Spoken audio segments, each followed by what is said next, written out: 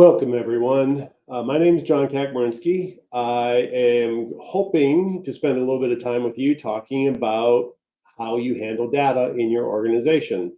So, real briefly, my name is John Kakmarinsky. I work at TLG Learning. We're an authorized training provider for AWS. Um, I have a couple decades of IT experience. And starting back in the Novell days and moving forward. And even though I've switched operating systems and I've switched interfaces, the one thing that has been true throughout my entire IT career is data, storage, recall, usage, etc., and sometimes purging. Because it's of no value. So that's kind of what we're going to be talking about today is what is your business's data strategy? So when I'm talking to a customer, and again, a customer is potentially your business customer. It could also be your coworker because when they're talking to you, treat them like a customer. And yeah, they want everything to be fully secured, but they want it easily accessible. They want to have knowledge to help them make decisions. They want to be nimble and agile and respond to market demand and preferably be ahead of the market demand. That's none of those are like uncommon requests from an IT perspective. Sometimes that is their unfortunate request because we cannot immediately meet the needs, and that's part of this conversation. Is even if we can't get to the end goal by the end of this conversation, do we have a couple first steps? What can we do in our organization to start gathering this information, getting it of more value for the customer? So customers want us to understand them. They want us to listen to them and actually solve problems even before they occur. That is true for every single customer I've ever interacted with. Again, whether it's an external client or an internal client, it all comes down to, do I have the right information to resolve their problems? And sometimes it's not even a problem, it's just a sort of what if scenario. I would like to be able to answer that with some level of confidence. And the way we gain that confidence is by having the data back us up. So the idea is, how do we store data? And what does AWS offer us to store data? But just because we're storing it's not enough. How do I access that so it's near real time, so it gives us better information? And then of course analyzing the data. Just storing it and giving people access doesn't mean they're going to use it. So we have to come up with ways that they can pull the data that they're interested in and not much else, so that way it can meet the business outcome. Is this going to happen overnight? As I said, probably not. What I want to do is introduce you to the idea of a strategy, not a solution, but a strategy on how your business can approach this. And a lot of this you already have, but you just might need to tweak it a little bit. So some of the things we're going to be talking about is a data lake, or data lake. I'm from the Midwest, so forgive my mispronunciation of common words. Relational data versus non-relational databases. We're going to throw in, of course, the data warehousings. We're going to look at things like EMR, Elastic MapReduce, for big data processing. So Hadoop or Spark, like that philosophy. And of course, everything involved with this kind of leads into machine learning, which again is not artificial intelligence. It's a subset. I'm not looking for Alexa to solve my problems. What I'm looking for is reading a bunch of data and pulling that raw data into something that is of value to the customers. So within AWS, we have the data lake. They have a service called Lake Formation. They have Glue for ETL. But then again, we're going to look at some of these services. There's more, but let's talk about some of the ones that even if you're not fully utilizing at the moment, you might start seeing where they could come into like add value. The one service that's not on this screen, which we will be talking about, and I kind of wish it was, is Athena.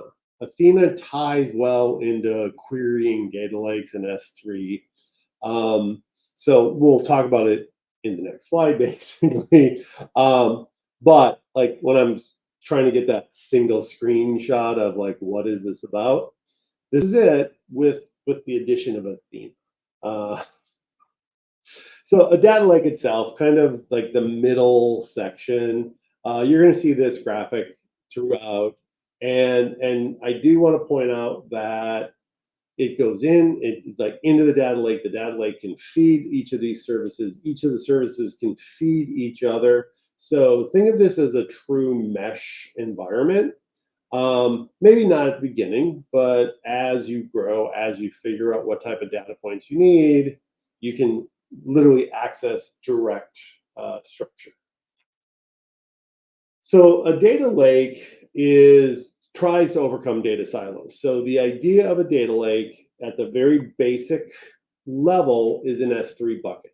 And S3, simple storage service, is an object-based environment, and it really has no limits on file size. Well, okay, maximum file size they have, but like total number of objects, things like that.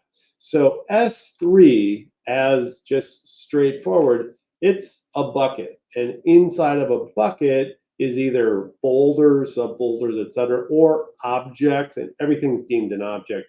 But in this case, it's an HTML. Here's a graphic, etc. And instead of having each department have a bucket that then they control and regulate and lock down in security, the idea of a data lake is more, it's a single bucket. And what we'll do is we'll use things like prefix to sort things, or better yet, we'll use tagging. Now, that comes up to data hygiene and how do we, if I've been saving all this stuff and every business has their own bucket and I've got all this data, how do you expect me to put it into one? Well, as a simple example, there's something called batch operations. And what it allows you to do is create a job and you choose your region. You can choose the inventory report. So again, you just pull these down. If possible, you can actually go through and look for tags. So I'm just going to do standard S3 report, tell it where it is, and I have to browse S3 to go into it. To in here, and it's not. Where to go? Sorry. Never mind. I won't go through it. So the next page, because I didn't set up my manifest, thought I had it. You can literally set up tags, and you can go through. So batch operations allows you to go through and in bulk add tags or change tags, literally by going through and sorting out the manifest. The manifest is literally just every object in this bucket. So I would do this batch operation when it was still departmental buckets, adding a tag for each of the departments. And then when you sort of dump it all into the lake, I now have tags that allow me to control it. You also, of course, can use tagging for expense reports, application, where it's coming from, what it's associated to. So tagging is very important in AWS. And that's one of the better ways of finding data. And yes, batch operations still allow you to go through and prefix everything if you want more of a old school legacy format, but something that's visual, where tagging is not necessarily visible when you're looking at the web console. But the idea is we need to come up with a way to find the data. And so again, dates, timestamps, user access, all of that can be accomplished. That's being tracked. So all those can be filters. But what we might want to do is dump everything into one big bucket, and then we'll use products like Athena as a search option to go in and search. Better yet, we could then start pulling some of that data, and that's where lake formation comes into play, getting it ready for machine learning or for those analytics. And of course, depending on tagging and or prefixes, you can lock down individual objects or entire buckets to allow only specific use out of it, whether it's from a service or a human. So what I'm after is the ability to take all of the data, all of the stuff we've been squirreling away, possibly for years, choosing a timeline like we need the last 5 years, the last 10 years, maybe everything, and then figuring out how to ingest that. And they can do everything from just, file copy up. And remember, we have multi-part uploads for S3 if we're doing lots of it. You have offline transfers using the Snow family, but we also can use things like the database migration service and migrate databases into S3. Within S3, we can optimize the storage. Again, there's intelligent tiering, there's standard, there's infrequent access, but it's also about making sure it's readily accessible. So, and since we're in the beginning, just throwing everything in, my recommendation is leave it at standard, let it, or maybe intelligent tiering. But really, the idea is it'll sort of give it a while when you're first doing everything because you don't know what you're going to be using. Now, as I said, we can lock it down. We use IAM policies to fully lock it down. You can do a resource policy on the S3 bucket itself, on the data lake. You can do identity policies through IAM, but we can lock it down. Cloud Watch will, of course, be running. Cloud Trail is running for any API call. So again, we can query those services to find like who did what and when. Then, of course, once we have it all figured out, and now it's like a little bit ready to be shown to the public, to the company, that's where you start opening up. And maybe you build a dashboard. Maybe you build like a couple scripts, or you give them access to things like Athena, where they can run queries. But the idea is they don't have to see the petabytes of data sitting behind them. They just need to be able to type in, what is the trend line looking for sales of this quarter, and get statistical results, and then they can project into the future. So the idea of this is we just throw it all into the data lake. Again, very cost effective. We are not leaving it on EC2 instances, so we're migrating from EBS into S3, and again, on premises into S3. So we actually went through our backups because they were in a proprietary format that were stored, and basically restored some of the data vaults that we wanted so we could drop them into S3. So that way we could actually utilize some of the search techniques to access that data. And we also then had more data to pull from. What we discovered, though, in our case only, the quarantine really changed the way we did business. It changed the way you consume education. So we don't really look at anything past like 2020, because it was a different training environment at the time. So we even though we have it, we've sort of filtered for 2020 forward. But it wasn't until we had all the data that we actually could see that very clear delineation and say, yep, we're not going to do that anymore. So things like that allow the business to make better informed decisions. So I have S3 just literally for the storage. I'm using AWS Glue for the ETL. Athena is what the first usage for querying, but I can, and again, this is it's up to you. You can pull the raw data out of the data lake and then put it into a purpose-built database, whether it's relational or non-relational. You can dump it into a data warehouse because you finally cleaned up your data. Um, if you've ever helped anyone move, you're just like, why am I moving junk? And they're like, we haven't had time to sort it, so let's just move it to the new place, and then we promise we'll sort it before we put it away.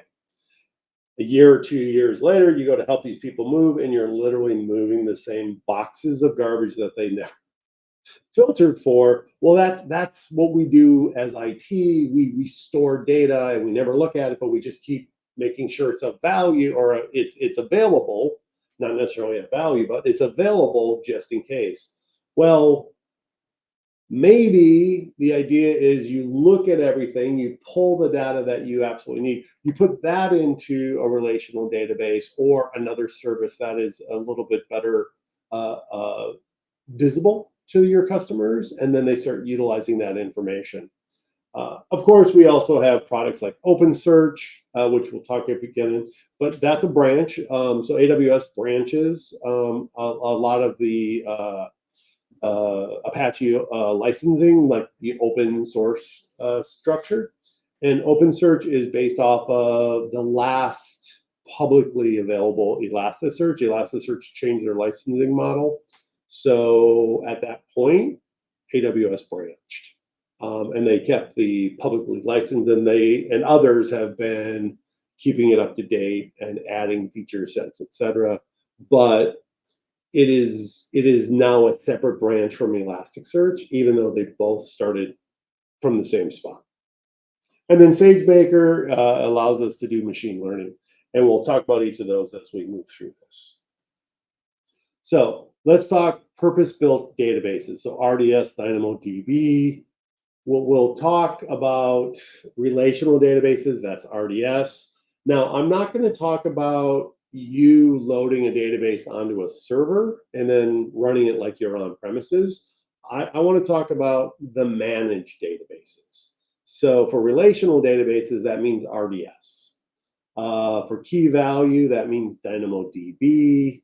And those are the two we're going to really focus on. But we also have things like MongoDB, which is like DocumentDB. We have Memcache and Redis inside of Elasticache for in-memory. We have Neptune for graph. We have Quantum Ledger. We have, I'm missing some, yeah, anyways, more. There's quite a few, including, of course, data warehousing. So the idea is I'm going to pick on sort of the easier one. I'm going to actually just bring down my screen. So RDS is a managed database. And if I just jump into it, you can see that I could launch or, again, migrate in IBM, Microsoft, Oracle. Those are all commercial licensed. You pay for the licensing. Then there's Postgres, MySQL, and MariaDB. These are all open source, so you're not paying for the licensing, you are paying for the resources. And then there's the Aurora version. And Aurora, like OpenSearch, is where AWS took open source MySQL and branched it. And so if I look just real briefly, if I look at MySQL, it supports 64 terabytes, it has 15 read replicas, etc. Now I go to Aurora, and instantly you see it's 128 terabytes, so it's double the max storage capacity. It still has 15 read replicas, but now we've dropped it under 10 milliseconds, and that means it's up to 5 times the throughput of the standard MySQL. So, and again, you'll find similar things with Postgres, 3 times the throughput, storage, 6-way across 3 availability zones. So they've enhanced the high availability fault tolerance performance, but I can take a MySQL database and put it on an Aurora and really have zero conflict, because it is still MySQL. Just what they've changed is literally the performance underneath, not the schema structure, not the database structure itself.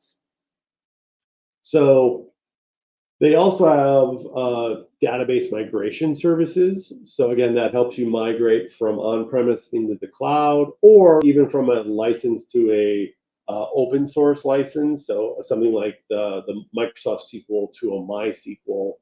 Uh, Remembering that part of what the customer wants, which is not stated, is and inexpensively.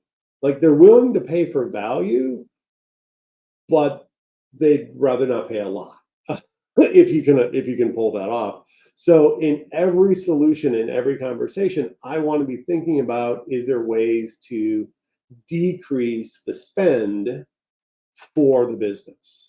And moving away from licensed applications is just one way. It's not the only way. It's not even necessarily the best way, but it is one way that you should at least think about.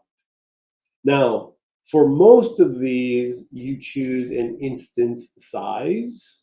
And so if you guess incorrectly, you just have to shut it down, change the instance type, and then restart it.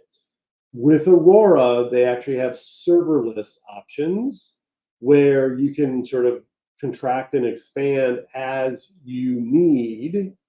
So that's one of the options. So within Aurora, otherwise you can still choose instance types.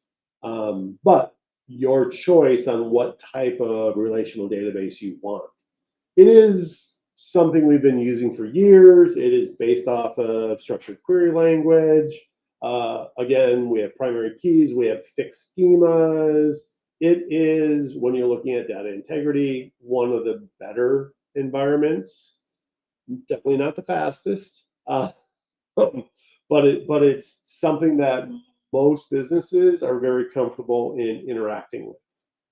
The problem is that their databases are getting too large, so then the price becomes a little bit more prohibitive to get a faster response.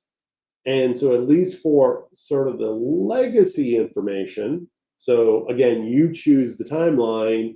Is it pre 2020? Is it pre 2023? It's pre 2000. All of the sort of archival data may make a better spot in something like a data lake. With the idea of RDS, what I'm also removing, again, when you're looking at cheap or inexpensive, is I'm not doing any of those operational things. I'm not supporting the server, I'm not licensing it, patching it, or am I doing the same thing to the application? What I'm looking at and focusing on is the data itself. I am not touching anything else. As I said, it is scalable. You can create literally by turning off and restarting it, swapping the instance size at the moment. You have it with Aurora. You have serverless, so it can expand and contract. But it is highly available, like everything else in AWS, that when you deploy a database, it is for RDS, it is going to be within that availability zone, but you are getting multiple copies. Now, if you want, you can always archive it, back it up, and copy it into other regions, launch it, etc. We also have the ability, again, with things like Redis and Memcache under Elasticache, we have the ability to make the querying response times faster and also decrease the total number of queries going to the database itself. So that caching component in Elasticache can also increase performance while running a smaller instance size. So again, cost cutting, and yet customers are happy. So we just have to figure out those access patterns. Is every single query unique? And well, then maybe that memcache Redis thing won't really help us. Uh, um, but if you do get sort of the same queries, that's when that Elasticache can, and again, memcache or Redis is under Elasticache. That can help us. As we move into scalability, then as I said, vertical scaling unless we are using Aurora serverless. But it's easy enough for me to give a relatively small instance, something that costs a few pennies, to the developers. Let them sort of build out the or sort of seed the original data, et cetera. And then as we move it into production, I can scale it up. And along with all the RDSs, again, depending on what Aurora is different than MySQL, different than Microsoft SQL, is you have the ability to have read replicas, you have the availability of active standby. So again, just depending on which engine you choose, depends on what level you can ask or get. And then, of course, you have the ability to choose sort of the speed of your drives, the speed of the processors. So you can choose up to a certain limit how fast you need your databases to respond. You can use what are called IOPS drives. So it's you pay for storage, but then you're going to pay for performance. And of course, get a better processor, also write the database better for faster query response.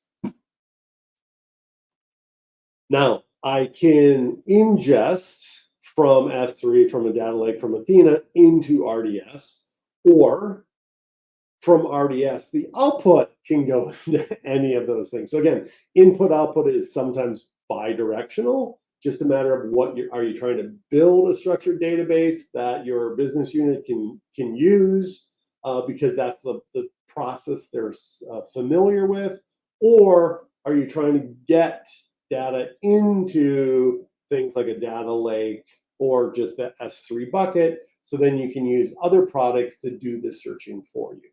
So it's not one or the other. It's you have to decide. And even if you migrate into S3, realize it's non-destructive. So the database is still whole. You can have that archive backed up, etc. DynamoDB, another database, but so we refer to it as a database, um, but it's a key value pairing. So let me find my DynamoDB. And so in this case, it's create table, and you'll see, and just like you give it a name. So this is my name, and then this is user, and this is product, and really that's it. That's all it gives. Now I'm using default settings, which means I'm assuming 5 reads, 5 writes, concurrent usage. You know, during the test, I can always modify this later. It is going to be auto scaling, so if we forget to fix this as we move into production, it'll scale up by itself. We'll get warnings, et cetera, et cetera. But that's it. I create the table. Doesn't take all that long to create a table, and you see it's active already. And if I go ahead and click in on that and I explore the table items, obviously there's nothing there. So this is the one thing about DynamoDB, any key value structure. You don't really want humans typing in. You'd rather have another system creating it. So again, think of like an e-commerce environment where a user logs in, there's their user ID, and then they put stuff in their shopping cart, and it's a camera, and then it just gets stored. And of course then someone else comes along and they buy baseball, and then of course again someone else comes along and they buy literally LCD panel and create item. So this is just literally scanning. That's all this does. It either scans, which says build me the entire table, or I could run a query. And I could say that the user partition key, so user, is John.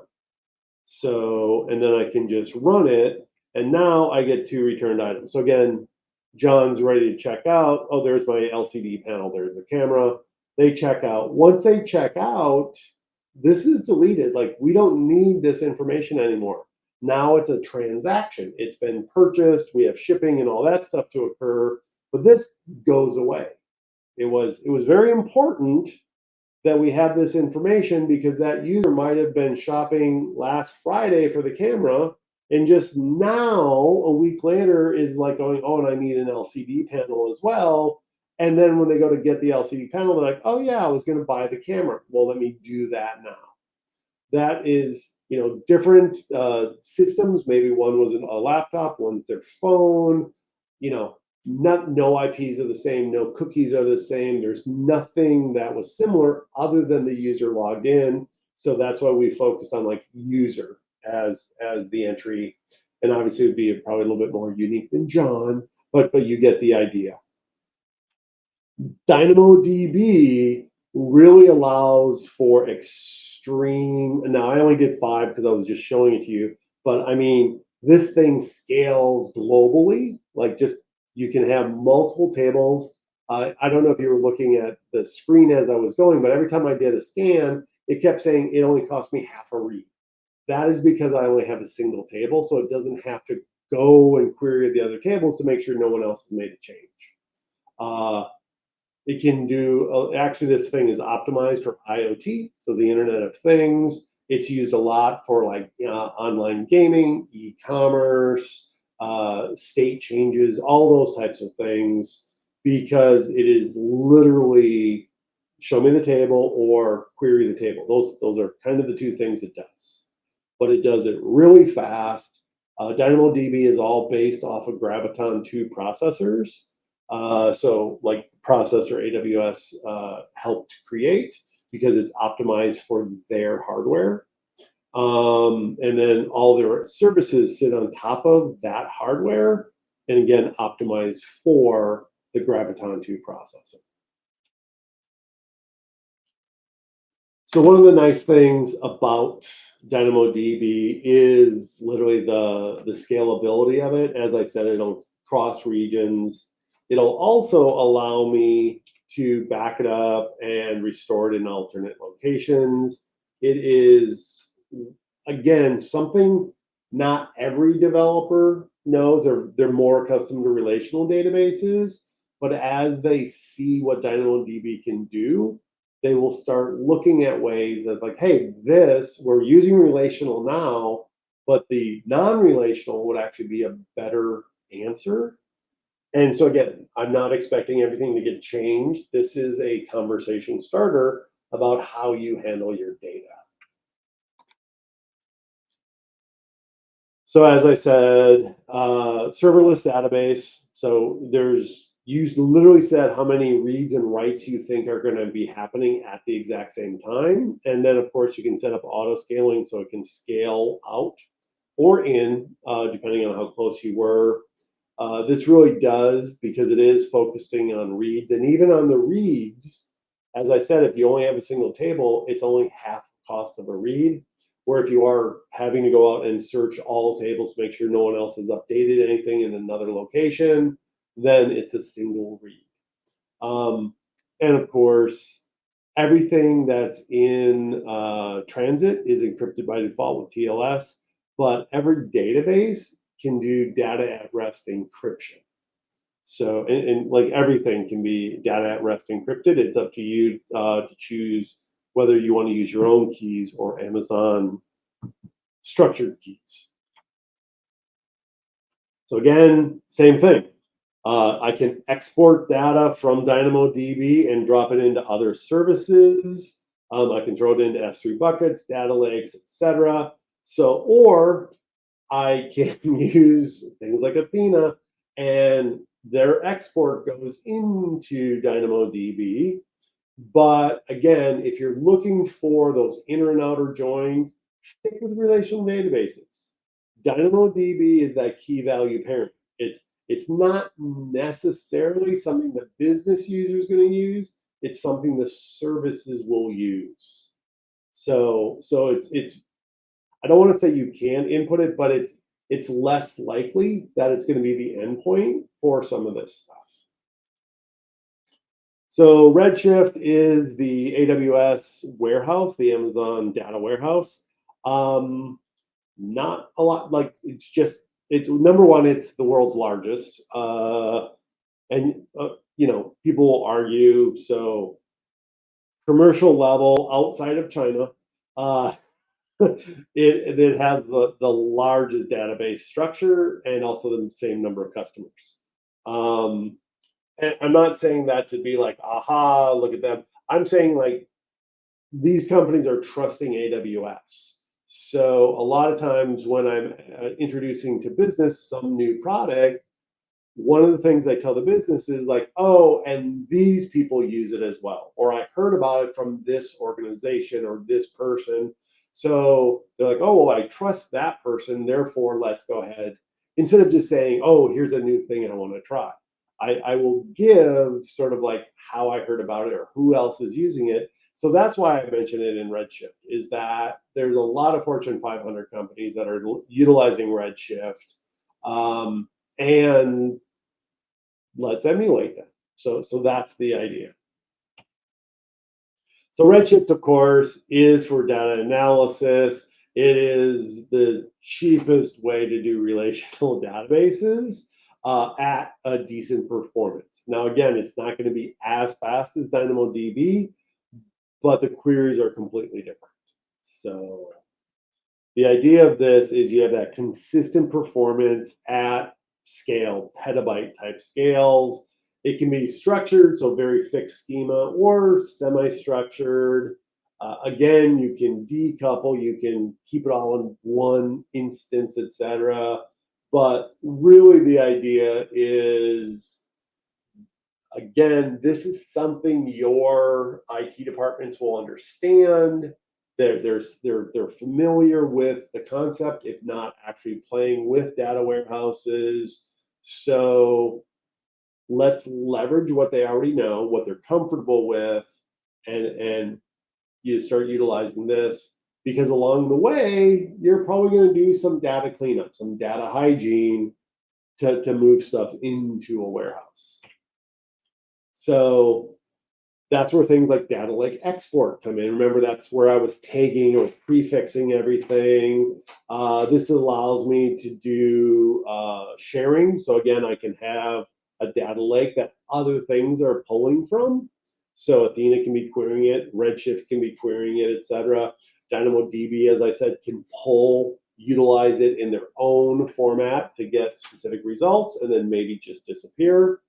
Machine learning can be invoked, so like the Redshift machine learning, rather than going through SageMaker, they have it sort of built in. So there's lots of ways. Again, it's not just a data warehouse. AWS has lots of services. I don't want to give numbers because it's constantly changing, but there's a lot of services that are layered on top of these, and you really won't find out about them until you start spending some time looking for that information or playing with it. If you want to go a little bit larger, if you've heard of like Apache Hadoop or Spark, it's sort of the newer one, that's Elastic MapReduce. That's Amazon's EMR. So that's the equivalency in here. It really simplifies those huge data environments. It'll provision the clusters in minutes. Again, we use AWS data stores. We're using the inexpensive S3 operations to maintain this huge amount of data. You have the ability to do it on like Docker engines, Kubernetes, so the containers.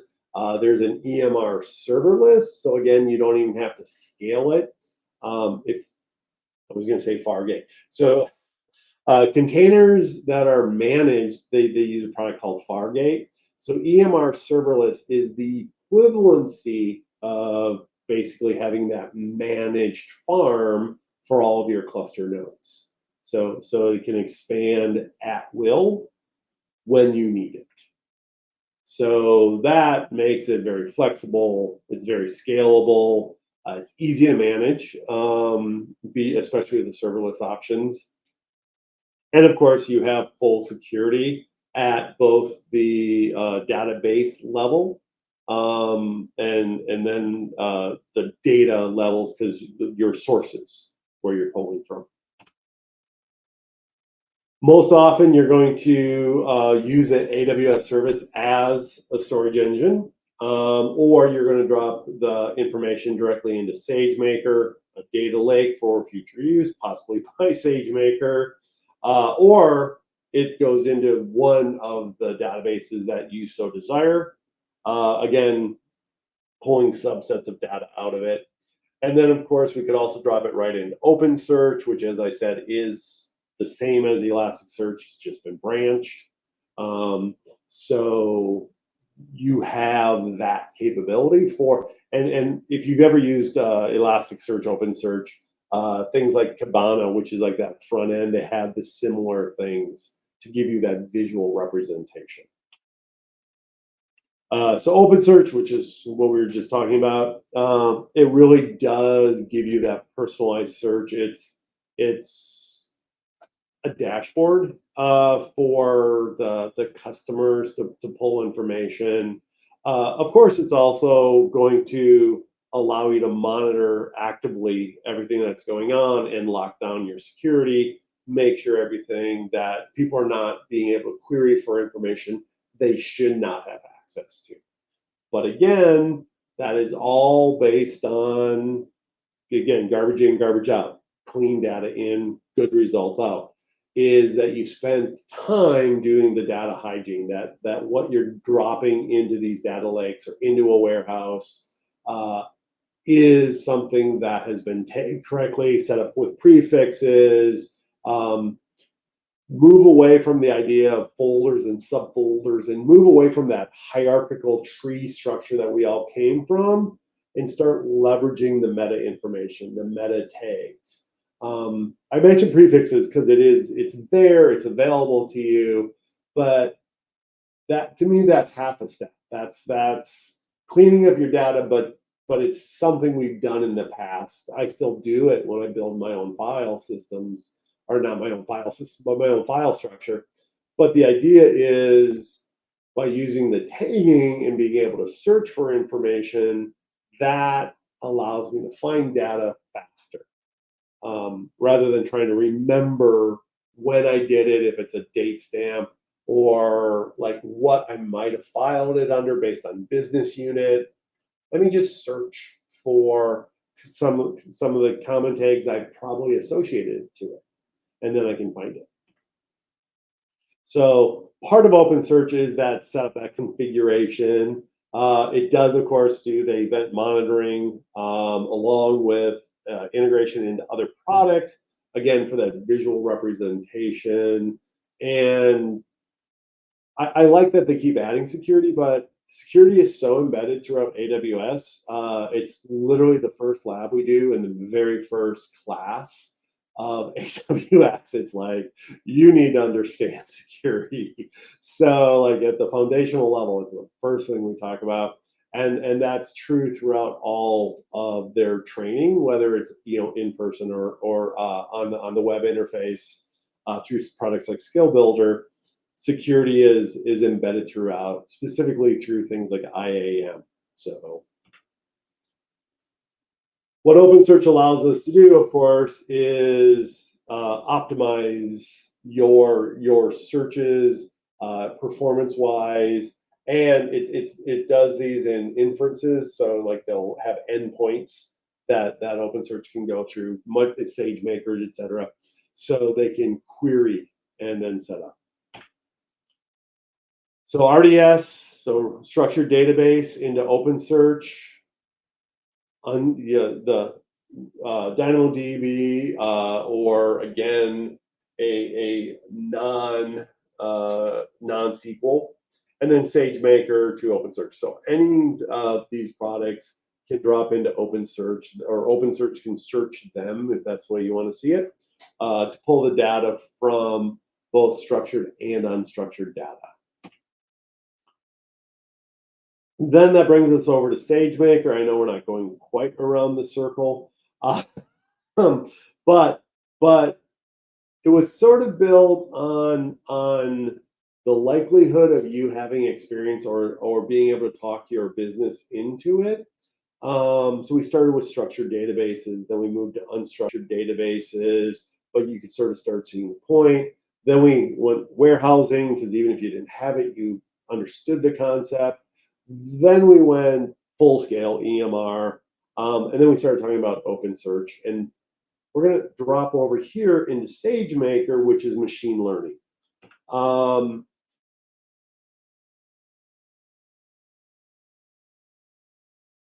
Etc. And I get it. Everybody wants it, but the problem is garbage in, garbage out. You need to have a good data set in order to make an intelligent decision.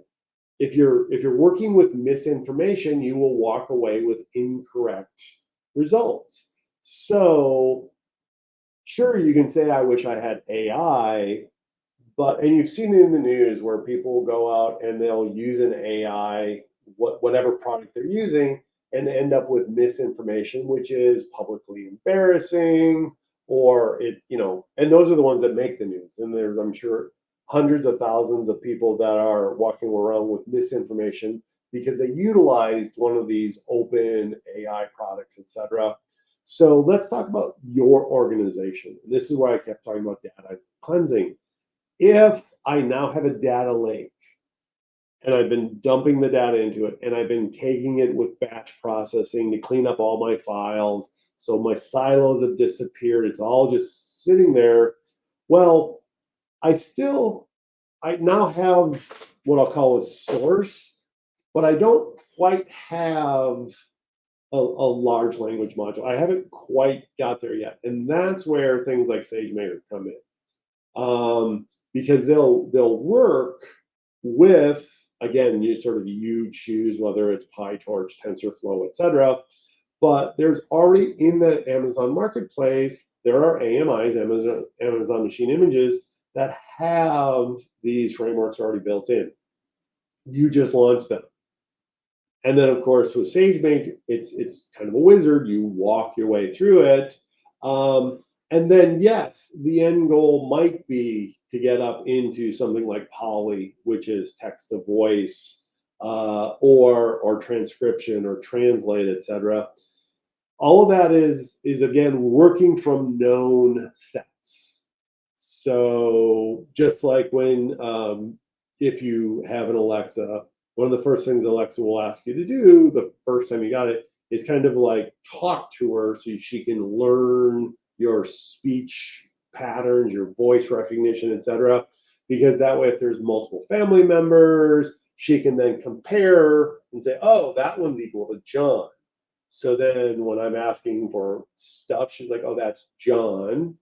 And that's not because she just knows, it's because there was, whenever I first got it, there was that process of repeat after me. And they use that to then sort of, when you hear that pattern or however they do audio modulation, they're like, that's John.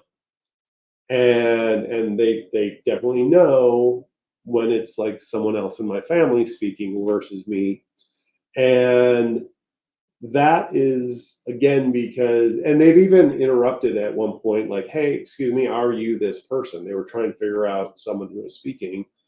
All of that is to make Alexa a little bit more artificially intelligent, make it a little bit more, my Alexa just kept going off. But the idea is we need some good data, known good data, in order to make any decisions. So when it comes to SageMaker and how we do it, it's back to the data lake. It's back to finding out good, clean data. So SageMaker will help us ingest data. And that way they can start training on the machine learning models. And again, multiple patterns, multiple choices that you have within SageMaker of what training model you're going to use for your system, for the inferences, and again, your endpoints, so they can actually track better. So labeled data. So back from where I started, data, give it so I can understand it. SageMaker will then allow you to help collect that information. You pointed at the sources, etc. How are you going to store it? They're the ones that can give us the dashboard so we can see it. Again, choose the algorithm. They have them built in, but you also can bring your own on how you want to parse it. And then you start training your models. And then you feed it more information. You train their models and stuff. And that's how you get it specific to your organization. So instead of going out and using something that's publicly available on the internet and say, what should I do with my business? Where they're looking at either no businesses or the generic information from the S&P. No, I want to know from my business standpoint, what should I do? And so I will feed it my data so they can see what we've done in the past, what we may not have known because we haven't been seeing all the data until you sort of can put it all together and go, oh, our in-person training has gone way down even after we opened up the offices again, even after we gave people availability to come in, it's never recovered. So in full honesty, we're shutting down our classrooms. We'll teach at your building. We'll show up at your building and teach, but we're not going to maintain our classrooms. So that's one of the things that we've learned, and we're shutting the classrooms down. We're in the process of moving. We're leaving the classrooms behind. Much smaller footprint from an office cost perspective, and it's not something we instantly knew. It was something that it kind of took data to tell us. SageMaker allows us to go in there. They have a full SageMaker studio. Allows you to get the inferences set up, go out and connect in. So again, ties into machine learning, but it'll also help you figure out your deployment models. So I like SageMaker, if you can't tell, because I didn't know anything about machine learning when we started playing with it. I was just like, I want to see what I can do. And because it's non-destructive, I knew I wasn't causing harm. But I also had to have the business willing to spend a little bit of money, just because there is a cost involved with these things. So with SageMaker, I can of course tie it into S3, into EMR. So again, the larger scale things, I can integrate it into other data points, but more specifically, I can build my own framework and then use it as the decision factors going forward. So as I said at the very beginning of this, it's everything can sort of get moved into that data lake. Data lake is the underpinning of everything. And again, now we see Athena, we see the S3. Those two are the things that tie it all together. That's the base. This is the screen, but it's not just everything going in, because remember, we can also leave the data lake and feed all of these services as well. And more importantly, I can feed each other. So once you have a handle on your data and it's cleaned up and you've sort of placed it into the correct parameters, then you have good data that you can actually start utilizing. You can start making better informed decisions. You can actually start using it as sort of the building blocks for your next business discussion.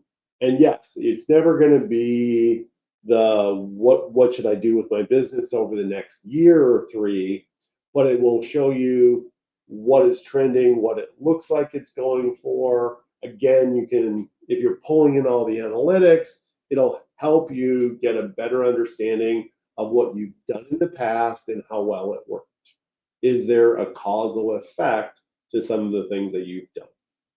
That's what we're after when it comes to the data migrations, the data movement between services. So, safe screen, but really, this is it. This is, you might start with just a relational database service, but start thinking about how you're storing your data. Are you storing it in the best possible location, especially your archival data? If you've got something that is like built off of a legacy database, how easily accessible is it without you having to go through the process of building something up just to maybe you proactively go and grab that data, maybe use a database migration service and try to move it into something a little bit more open format that you can then utilize in the long term. Maybe this is also where you sit down with the business and decide that 5 years, 10 years, whatever the number is, even though we have data, we're not going to look at it because the business has changed.